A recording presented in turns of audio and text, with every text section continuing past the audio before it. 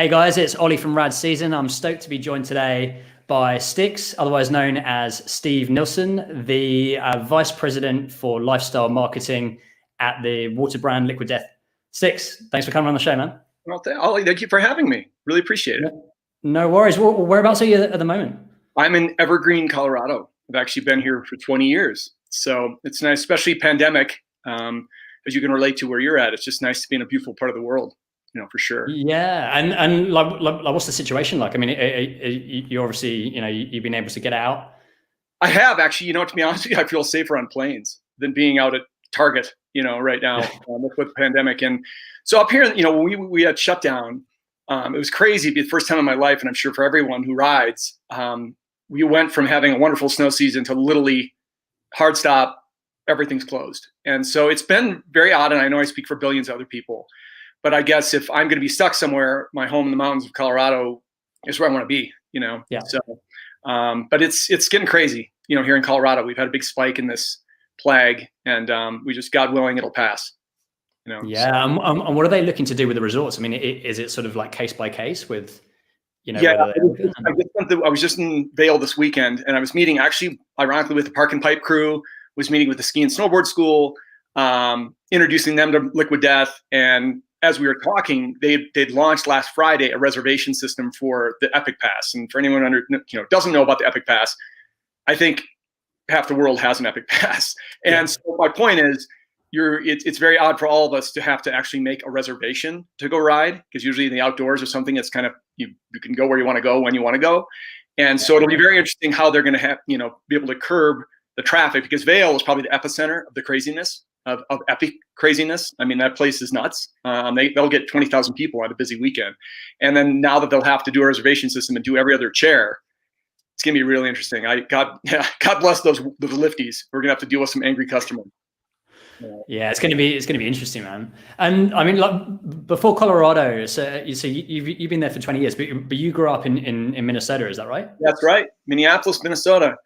Yeah, absolutely. As a matter of fact, I summer there a lot. I have a cabin there, which was really kind of a great getaway this summer, because it's a small little town called Spicer, Minnesota, one stoplight town basically, and it's like the world was when you go there. I mean, people look at you like you have three heads if you have a mask on. No, I'm kidding. They were very respectful. It's Midwest, but just to be on the lake, be on the water, you just feel like it kind of normalcy. That's where I do grow up there. I still have my family, a lot of friends. So it'll always be home. I just haven't lived there in a long time, Yeah.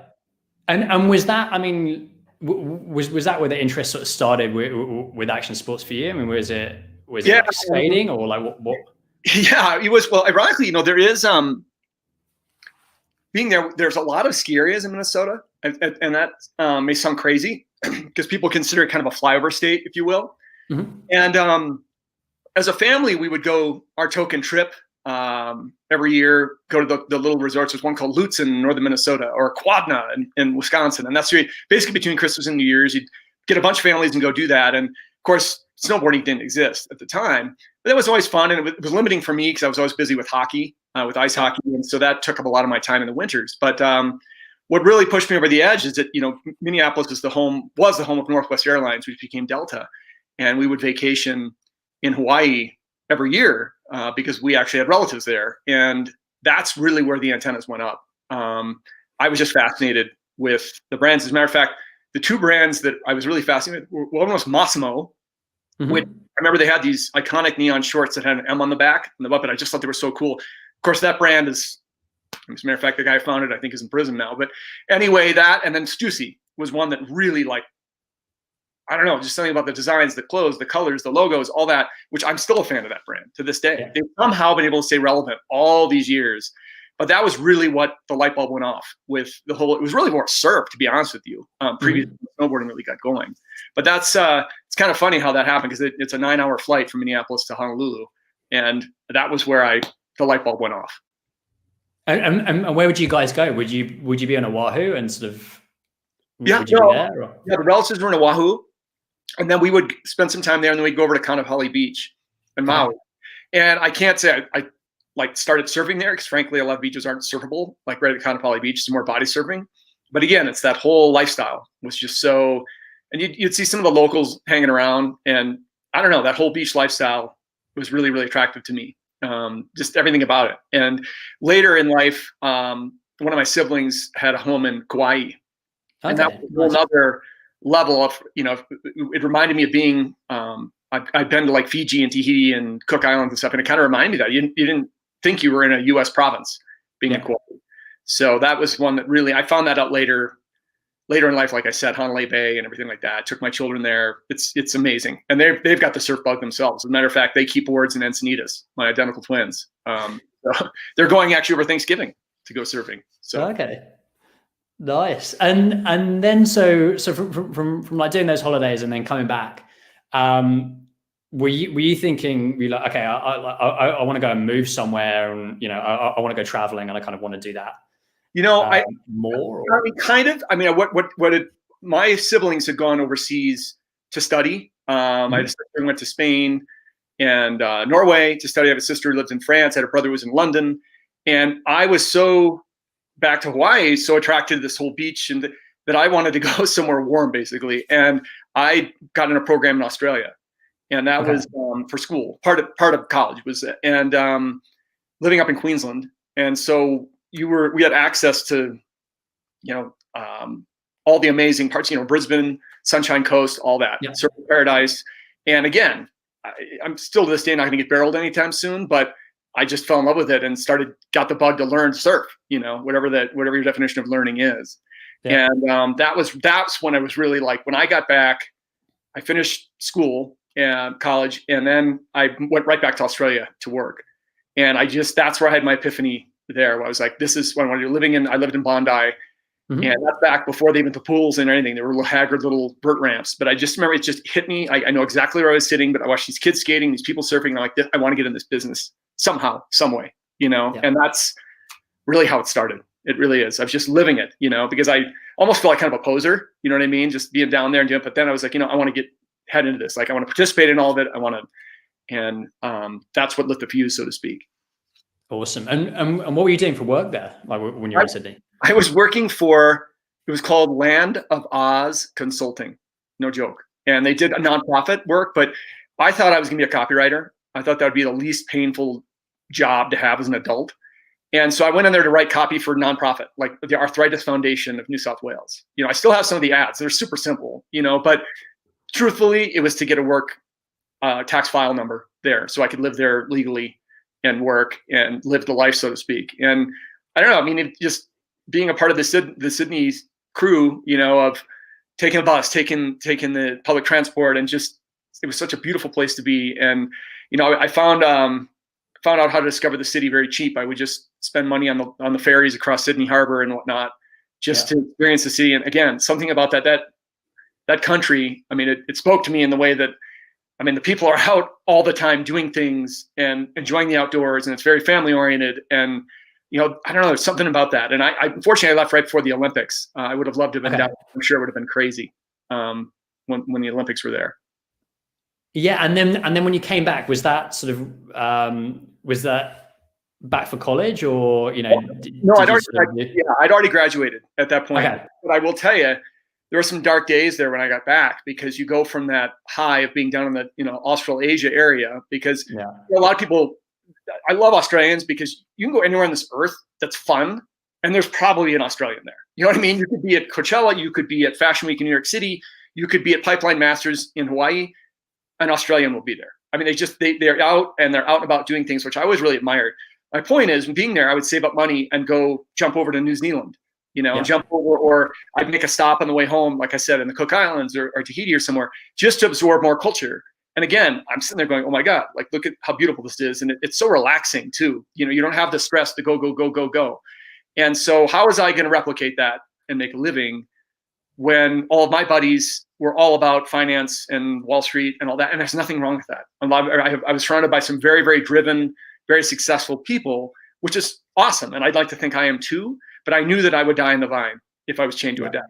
I knew I couldn't do it, So it was rough for a while there, sitting at my parents' kitchen table, making cold calls to action sports brands, trying to find a job, and basically get my door slammed, not shut in my face, but like slammed in my face. When, back to your original question of Minnesota, you're calling Quicksilver they're probably not going to pick up the phone if you're from Minnesota. I hate to say that, but they're like, why would we hire a kid from Minnesota at a surf brand?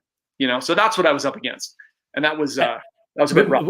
Would you say that what just because it was like a bit of a boys' club back then? We're talking like early 90s, and it's still a brodeo there. It's still a brodeo, but yeah, it was. And I don't fully blame, especially back then. This is pre-social media. This is I get it. It is an old boys network, and but the flip side is, being born in the Midwest, I was a little taken aback at how rude some people were and how they're kind of shallow, to be honest with you. I wasn't raised that way, like if you're talking to someone, you don't look over their shoulder and start talking to someone else, in which I experienced at the trade shows, try and do it. And it's fine. You turn the other cheek, you move on. But I also have a very, very good memory.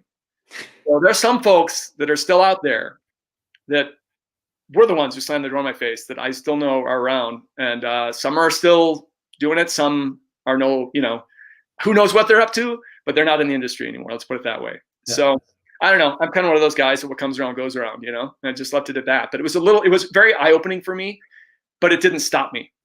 Some people maybe get discouraged, and I'm not patting myself on the back. I'm just saying it meant so much to me to try to figure out a way to make a living in action sports. I almost wanted to prove to everybody that it's possible. And what I mean by that is being from Minnesota, and again, surrounded by a bunch of people who are very, very successful and driven, I could do that, but I can do it on my way, So that was the motivation, to be honest. Yeah, and then so were you just then cold calling and then just trying to sort of network and sort of get in? Yep. Yeah, and I would literally would take ads from brands that I really admired, and I would, because I thought I was going to be in advertising, I would take them and doctor them up how I think they should be, but I always tried to make them funny. And I think that even in school with my professors and teachers, I always got along really well with my professors and teachers, because I think even if I didn't know all of the information on the topic, I think I made my papers and my projects really funny. So they would go, oh, well, he may not fully have all what we're looking for here, but it's pretty creative what he's done.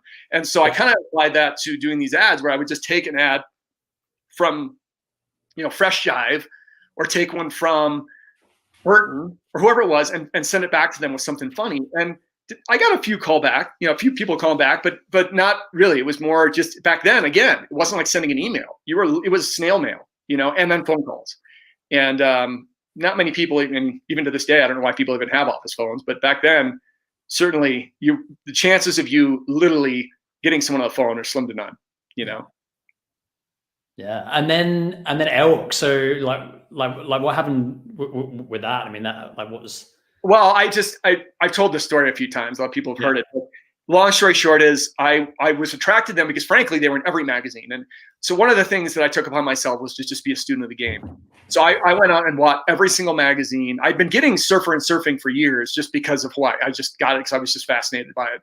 But then I was buying Thrasher, and I was buying even the little zines that were out. There was one called Ray Gun that was out that was pretty cool back in the day. Okay. And I would get them and just study, like what the brands are, what they were doing. And I was noticing that Airwalk was in every single magazine, and they were doing so much in snow, skate, and surf, even surf. They had some surfers too. And basically I kept hammering, sending out. And I was calling, like I said, and the woman who was the director of marketing at the time actually picked up one day. And I said, "Hey, it's Steve Nilsen." She interrupted me. She's like, "Hey, yeah, kid, like I've gotten everything you said." She's like, "I get it." She goes, "Listen, my house burned down and I got to go to Europe in about an hour, 2 hours. Like I got zero time. Like, good luck." So I sent her a smoke detector in the mail, and she called me back. She's like, "Man, you've got balls. Like I got to fly you out here. I got to talk to you." And I got a job. And that was it. And that was a Hail Mary, man. That was like, I had nothing to lose.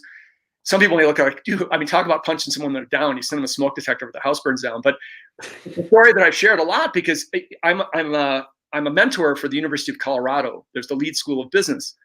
And I use that story only because I want kids to know that you've got to, how are you going to stand up from the crowd? How are you going to, and you got to take chances. Now, you don't want to offend anybody or do anything that's going to be anything violent or anything to be assault-wise or anything. You've got to be very careful, very PC. But there is a fine line between being PC and like really getting noticed and thinking outside the box. And I guess that would be my first taste for myself. I thought outside the box and I took a chance and it worked. And that, honestly, I don't know where I'd be if I hadn't been hired by Airwalk. I mean, I still would have been chipped away. And there was another brand, if you recall, called SMP. And I was super interested in that brand. I think what caught my eye is that they took the STP logo and had SMP, which I don't think anyone's ever had the full story of what it stands for, sex, money, power. I mean, I never figured out, but it looked like STP, and I was just fascinated. And that was back in the day when everybody was ripping off corporate logos and doing their own for their brands. And I almost went to work for them for like nothing, like work in their warehouse in Chula Vista. And I went down to visit everything, and I fell in love with San Diego. I'm like, oh my God, this is it. Like, this is the part of America I could totally see myself living in. They were absorbed by Ride snowboards, and it just kind of fell apart. But I bet if I'd taken that job, I never would have left Chula Vista or San Diego area. I'm sure I would have figured out something, but it was really close, like to moving down there. And then at the time, Airwalk was in Carlsbad. So yeah, they were, and then they moved. That's a whole other chapter, but they were in Carlsbad, and they were crushing too. And so when you got your start there, you were working on the merchandise were you in snow and then doing merchandise? Is that right? I was doing merchandising. I was like the lowest man on the totem pole.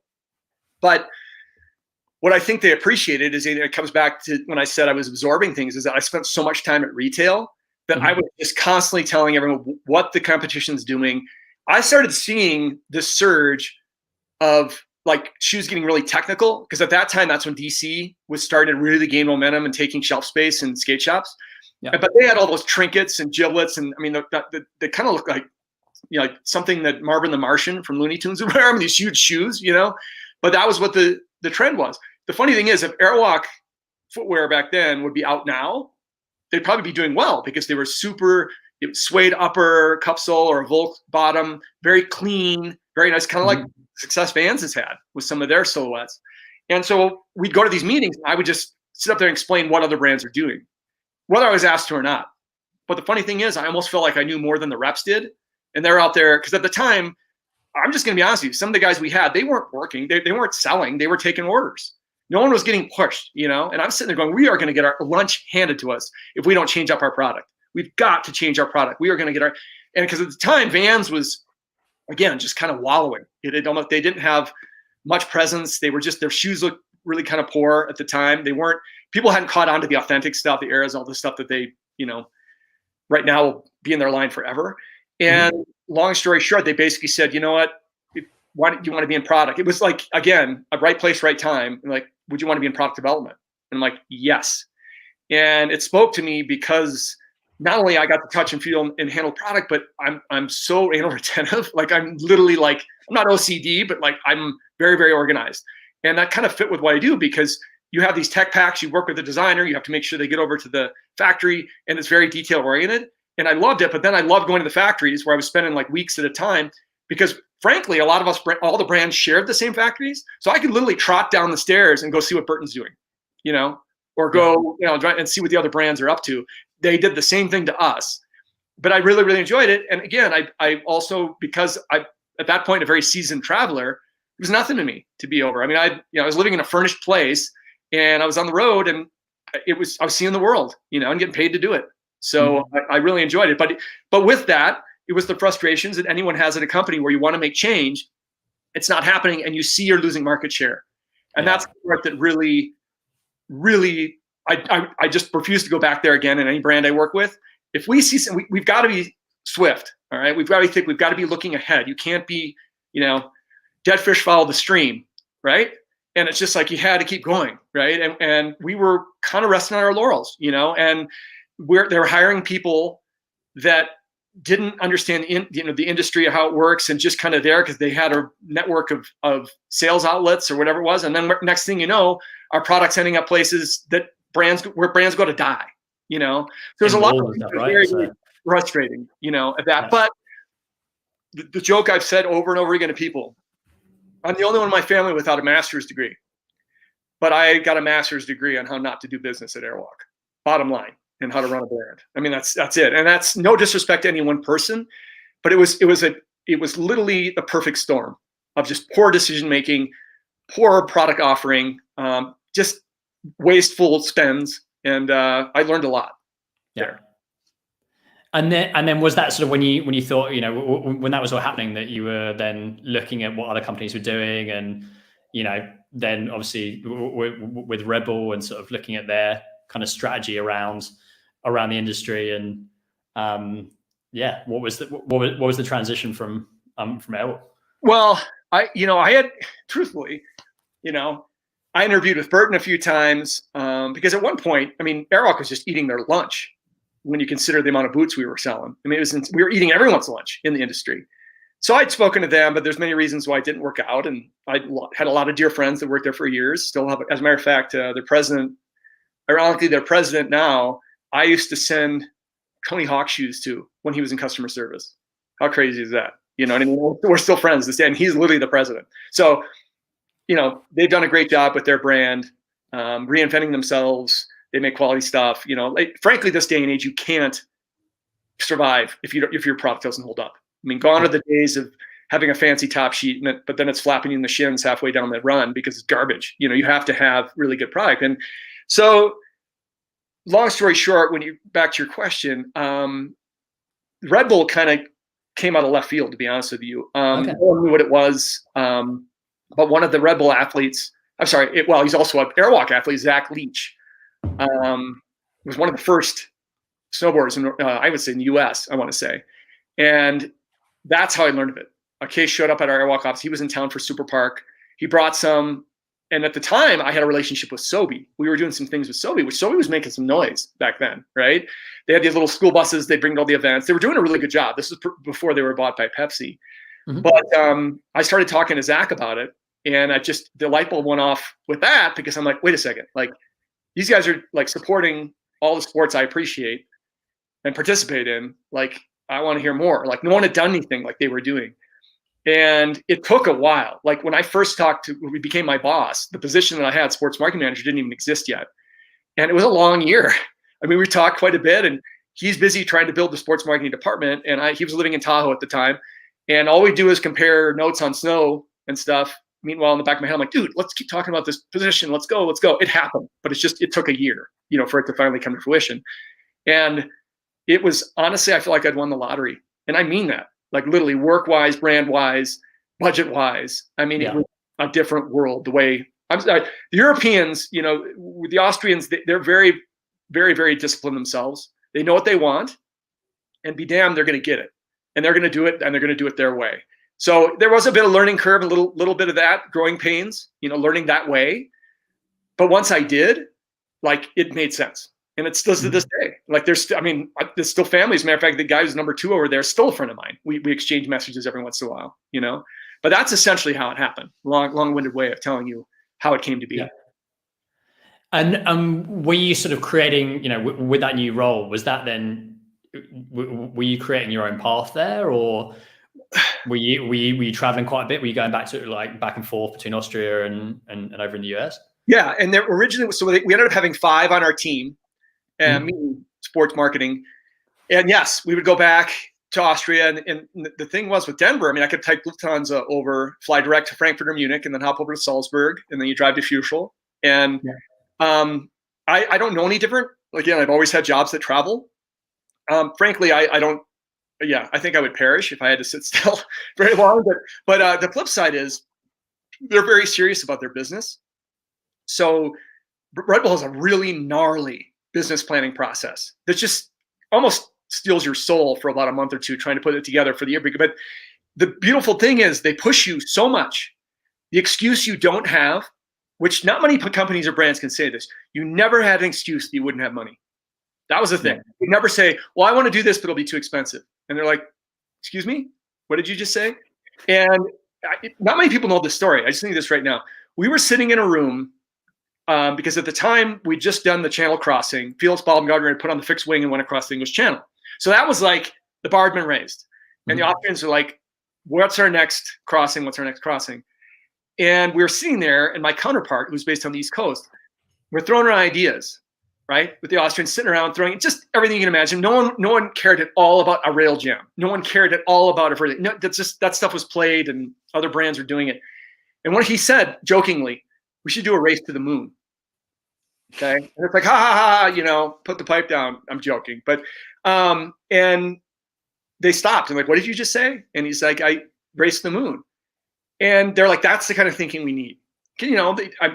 I'm sure the owner of Red Bull, Dietrich Mateschitz, is friends with Richard Branson, who's obviously doing the whole space thing.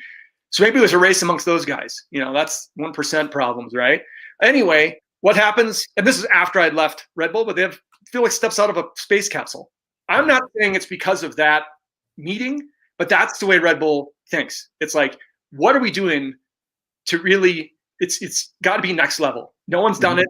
We're not going to have partners. I mean, I think they've changed that a little bit. They've loosened that up. But back in the day, it was a project I was doing, whether it be an athlete project, it was ours and ours only. Yeah. They weren't going to let any other sponsors jump in and basically hitch their wagon to our momentum. So it was a fascinating time, and I still to this day I'm so thankful for what I learned there. That's awesome. And would you say then, like looking at that and sort of like pushing the bar on what like what can be done? I mean, you sort of thinking, okay, like you kind of wanted to try it in a different sort of industry, or you were sort of kind of thinking, where can you take this? And yeah, well, it's so funny you say it, because I don't have, when I think back, I mean, you're always going to have your misses too. Like you're going to do an amazing event or an activation, something that's not so great. Like I did Red Bull's known for their big brand building events, the Flugtag, where people, make their own flying contraptions and go off of the deck into a body of water. And they have these soapbox races, which, both of which make sense for cities. It's great. You can't miss the branding that, Red Bull has it on lockdown. But we did one, I did a soapbox race in St. Louis that was not up to my, bar whatsoever. And Austrians just patted me on the back and like win some, lose some. But it was a disaster. We had horrible weather.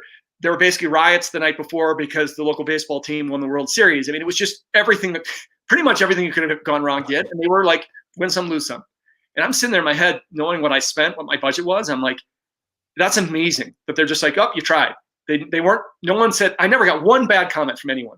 But in my head, I was just dejected. I was like, oh my God.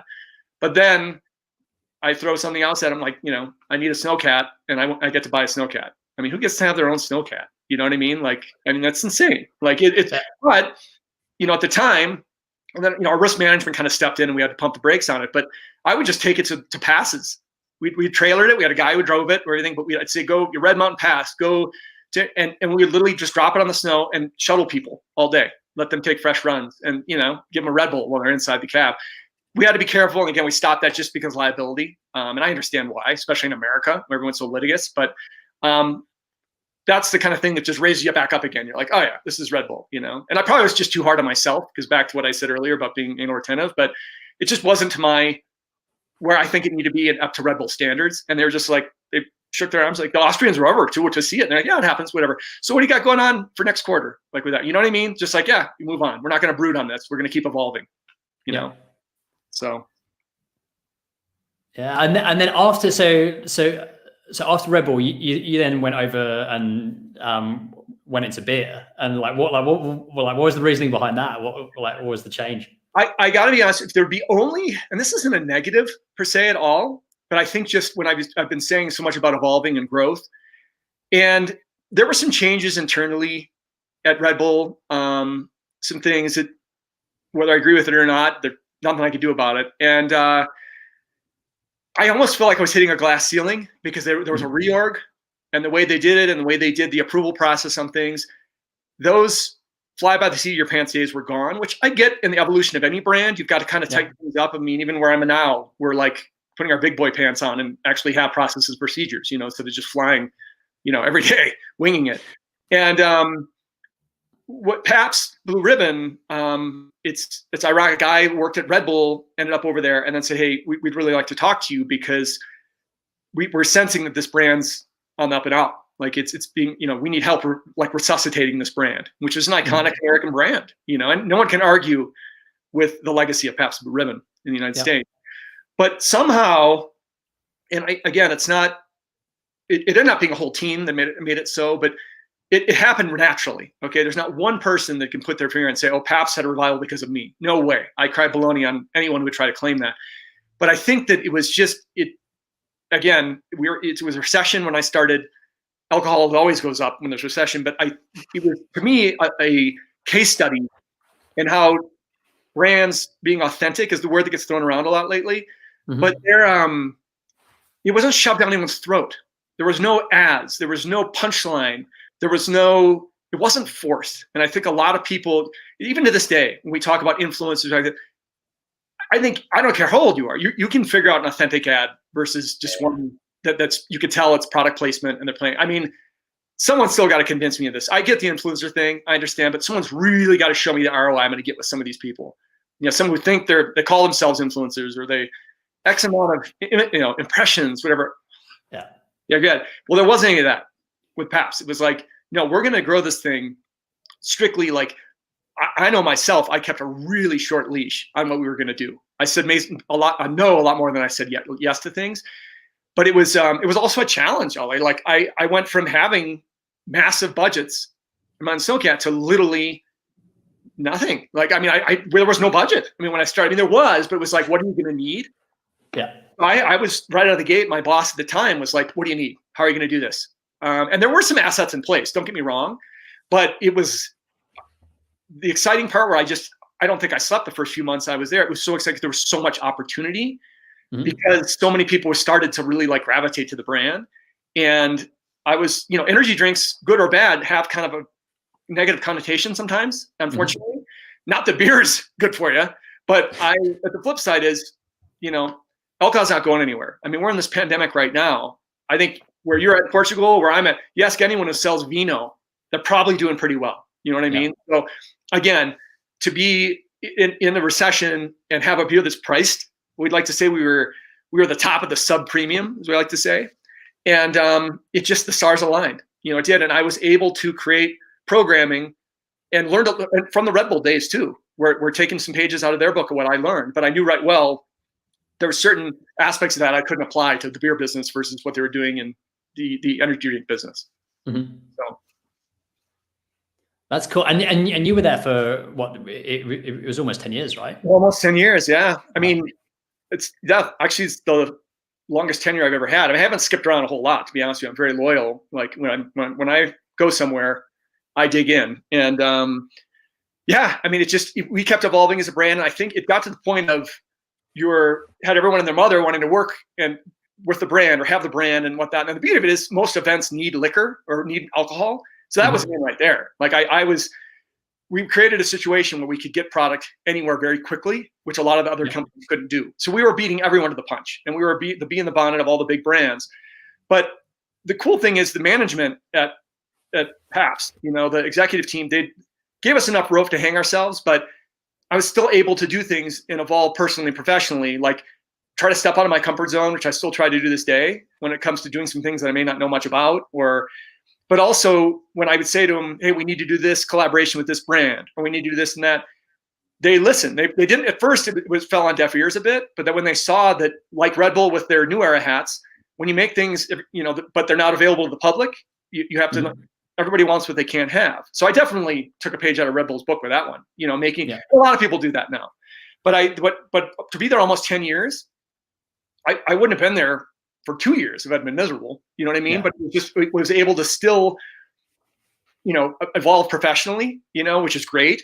And it was just fun to see the brand grow. And I'd like to think I was a bit of an influence on our whole field marketing team. But I learned from them too, it's a two-way street for sure. That's cool, man. And then now, I mean, I guess taking that experience, taking Red Bull, Airwalk, and then with this new venture, so your lifestyle marketing manager over at Liquid Death. So I mean that, and just the concept behind it. I mean, is it sort of? Would you say like mixing your interests with with music? So it's got this strong punk and metal influence in there, along with action sports and with the whole sort of culture behind it. And then with the humor combined, right? Oh God, yes. I mean, anyone who knows me knows I like to have fun, and I've had to reel it in a bit even on conversations because I happen to talk a lot, which probably shocks you, but I like to have fun at the same time.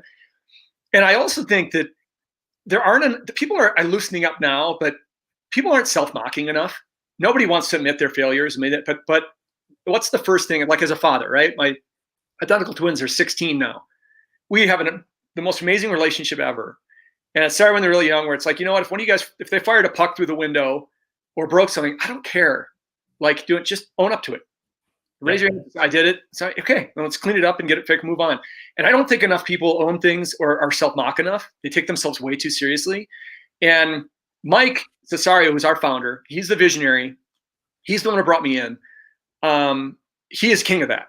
And he'll make fun of himself, you know, but if he even runs our socials. So if you look at someone really jumping on us, he's the first one to fire back. And not only fire back, but it's really funny. You know what I mean? And I think you should just hear our conversations. But Mike and I are totally on the same wavelength, where we want to have fun. We love action sports and we love punk rock and metal. He played in bands himself. And so the first time we ever got connected, it was via snowboarding. No joke. I mean, that's the funny thing. Talk about full circle. I get connected to Mike because of a friend. I go on a trip to Baldface Lodge every year, and it's kind of a reunion of some Airwalk people too, ironically. And one of them, his name is Joe Babcock, dear friend. He's at Nixon Watches now. He says, "Oh my God, my brother invested in this brand. You two are two peas in a pod. You have to talk. You have to talk." So through his brother, it's connected with Mike, and I think Mike and I were on the phone for 2.5 hours, and it clicked like immediately. You just know it. You know, and whatever kind of relationship you have in this world with whoever, you just know when you click with someone. And he and I talked about everything under the sun, our careers, music, you know, all sorts of stuff.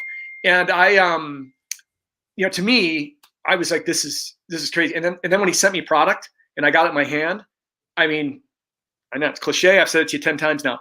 Light bulb went off. I'm like, wow. Like the branding.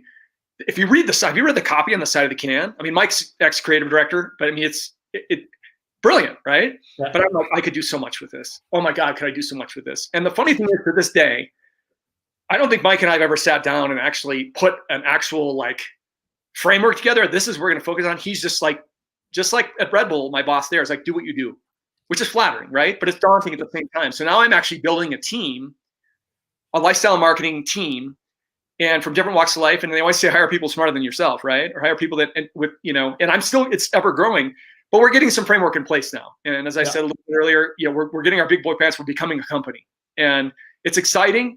And when I think back in my career, it's kind of like Pabst and Red Bull both, because, a product that people are like, what is this? What is this? But in my gut, I knew we were onto something. But then you got Pabst, where most people knew of the brand, but always say, oh, my grandpa's beer, that's what I drank in college, whatever. But I tried to build Pabst in the way that we're building Liquid Death, where the can, it wasn't about the liquid. It was about the can in your hand. You were like more part of the group. You were cool because you had that can in your hand. Well, now being water, it's same thing. That should be like a badge of honor, but there's a lot of people that don't drink. There's a lot of straight edge. Like I've known in punk rock, there's a lot of bands that are straight edge or musicians that are sober now, you know? So for them even, you know, they want to, as we all know, water bottles to refillable and all that's the best thing for the environment. We know that, right? But that's just not a reality. The way that you're out and about at festivals and events and wherever you're traveling. So, finding out that people who are that, they'll, instead of having that cup of water, they've got this can in their hand that, some people mistake as a beer. And the other part is just the funny stories we're getting from people, including my own sons, who are like literally like almost tased at school because they walked in with their cans and the security thought they were bringing in beers, So, it's the stars have aligned again, I guess. But, as I tell my students, it didn't come without working for it. It wasn't like this just fell in my lap. It was building a relationship with someone and believing in their vision and what they're doing. And here we are. Yeah. And then now, like, building out that team, I mean, are you looking at sort of different like verticals or pillars, would you say? So you're like looking at like sports, you're looking at say music or events when they can come back again? And absolutely. As a matter of fact, I just approved this flyer. We're doing Banger in the Hangar this weekend out in Houston, Texas. Okay. It's a vert contest, and they're holding it in a hangar. And I was just exchanging messages with Bucky Lassick, who I've known since the Airwalk days, because he's going to be participating in it. So it's such a small world. But like my team right now consists of Pat Moore, who's a pro snowboarder, but he's not a sponsored athlete.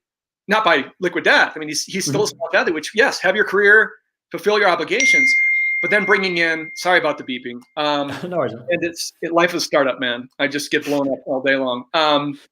And then, so he's an employee, and it's like, he's going to transition from being whenever he decides that, pro athlete to being aboard, which he's just hit the ground running. The kid's a sponge, and I knew it. And truthfully, he was one of my athletes at Red Bull. I've had a long career, but I've watched that kid not only progress as an athlete, but as a person. He's just, anyone in the snowboard industry tell you Pat Moore is one of the more solid people you'll meet, just a good human being.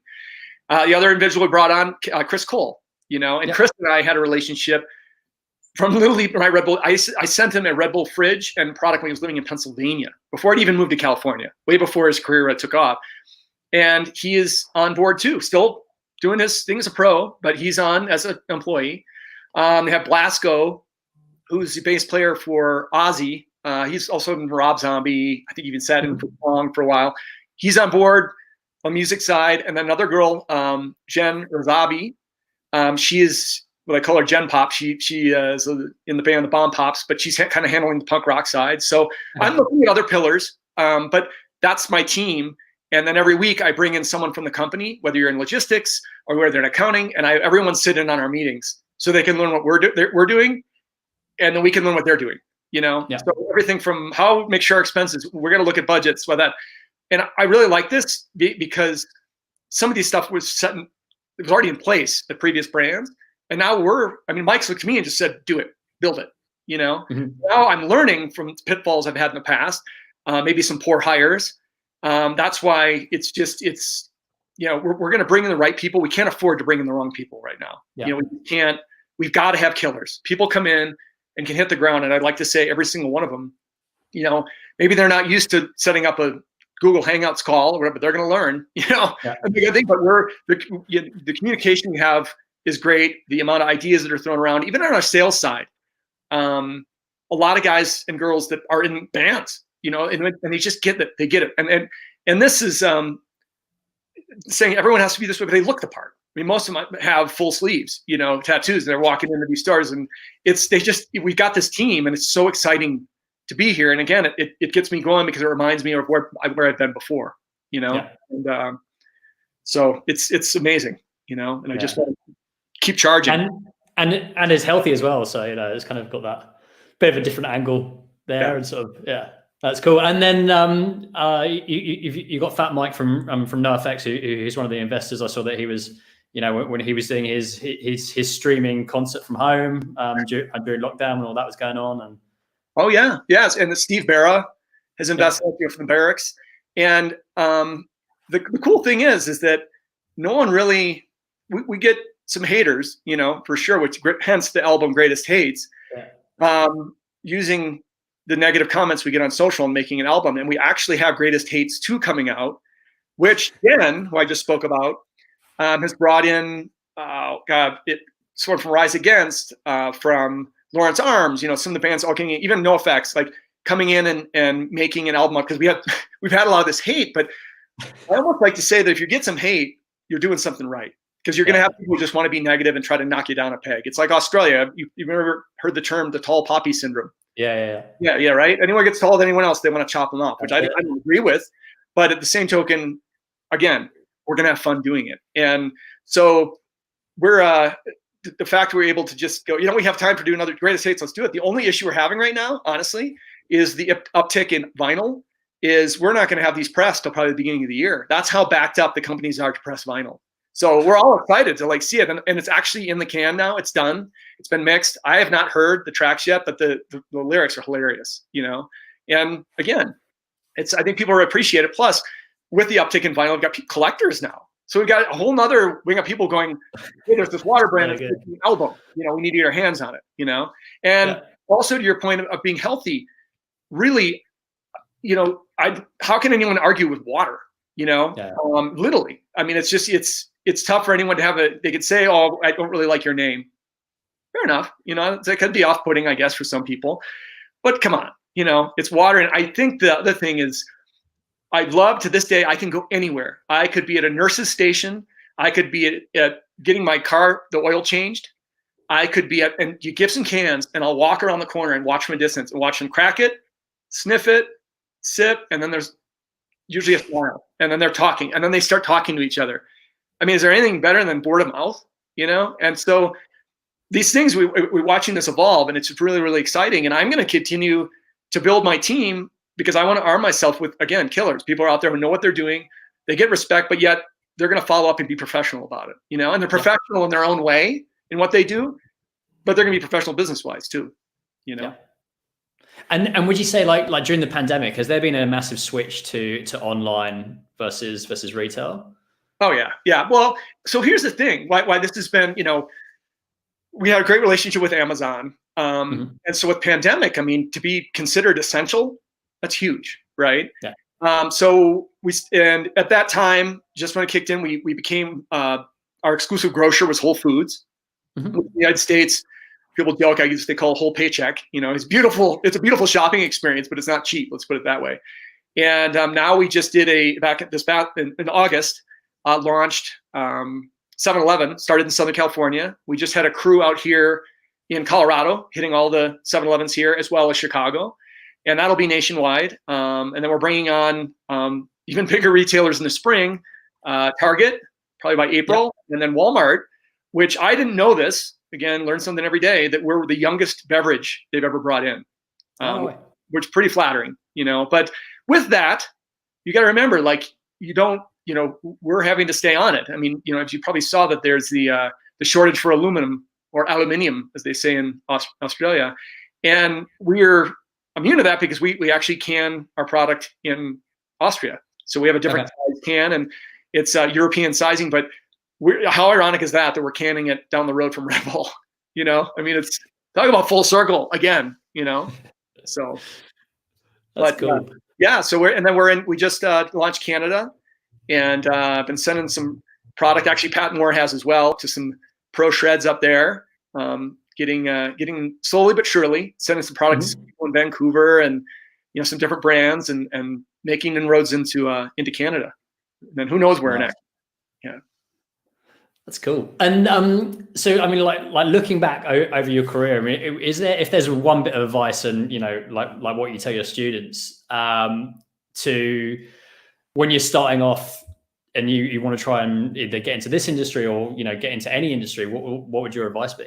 Well, first of all, this isn't my saying, but it's one I live by, because it's happened to me. Is, you know, what the saying is, be careful, the toes you're stepping on now could be attached to the ass you're kissing later.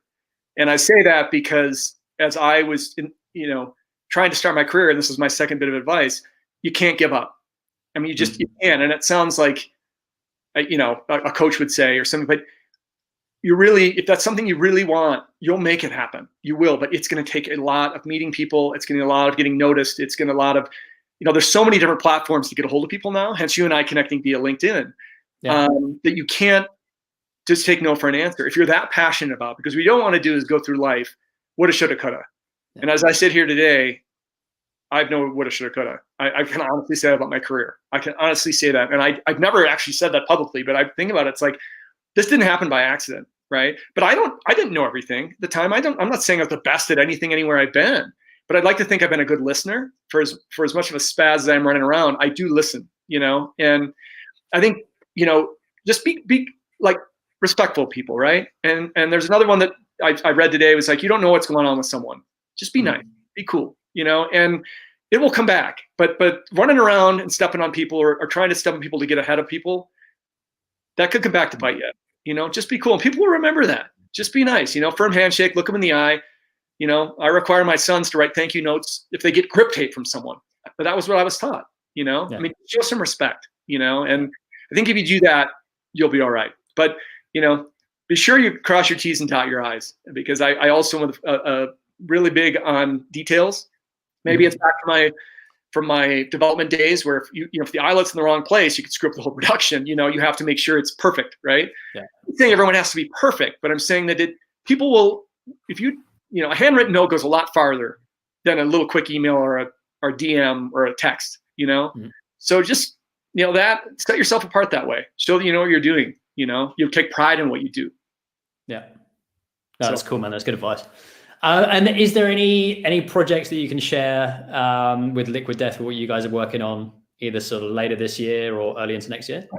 You know, I wish I could tell you we have one that's really funny, but I can't let the cat out of the bag. I just can't. You're gonna have to just watch. But you know, I do put everything on my LinkedIn, and I do put it on Instagram. My own personal, I put them on too, as well as our regular channels. So I wish I could, but there's one that we've got coming that's gonna be pretty funny. And I just, because if I even tell you like the first 2 words of what it is, everyone's gonna kind of figure out. And they're like, oh my god, this is what they're doing. So yeah, well, you'll stay tuned, basically, right? Yeah. We do it, but, you know. That's the fun part is we have these calls during the week and just some of the banter back and forth. We just have really creative people internally. And so just when you think, you know, like the girl who runs our customer service is effing hilarious. Like she throws these chirps out of nowhere and we're just like, oh my God, that's amazing. Like just a comment. So everyone's like welcome to like contribute, you know, and no one's going to sit and claim that's because of me. You know, everyone's like, no. Grab, you know, on the same boat, grab an oar. So that's really, really fun. Like everyone's welcome. It would be a salesperson or someone like I said, in accounting or, you know, HR, jump in, you know. And I think we're really, it's kind of ironic because some of these people come off kind of quiet. And then when they open up, I mean, our logistics guy has zingers every single day. He's got a funny thing. So I wish I could, but it's just, again, we're very, we've only got so much bandwidth with things and I don't want to, you know, share anything before it's time. You know. No worries, man. And what's the best way of people to follow what you guys are up to? Well, just at Liquid Death for Instagram.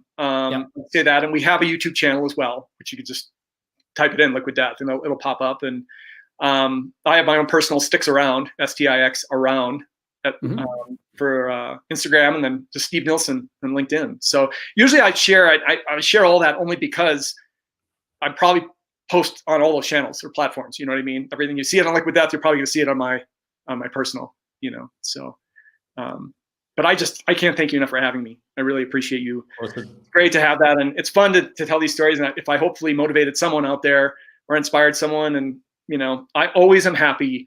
I get a lot of inquiries via LinkedIn from students, you know, kids who are trying to finish college, or they're an account executive at some, you know, they've been put the unenviable task of trying to drum up business. And I'll even answer it and just say, you know, we're not interested in what you're doing, but this is what I suggest you doing. I don't know. I just think that I didn't have anyone doing that for me. And I think that playing it forward is the way to go. So unless it's something that's a really lame pitch, I usually get back to people, you know, so. That's cool, man. Well, good. It's been great chatting to you, and we'll definitely be keeping an eye out for the next Liquid Death campaign. And yeah, cheers, man. I really appreciate it. Thank you so much. I really respect what you do with Rad Season. That's awesome. Thanks, dude. All right. See you. Cheers. Bye.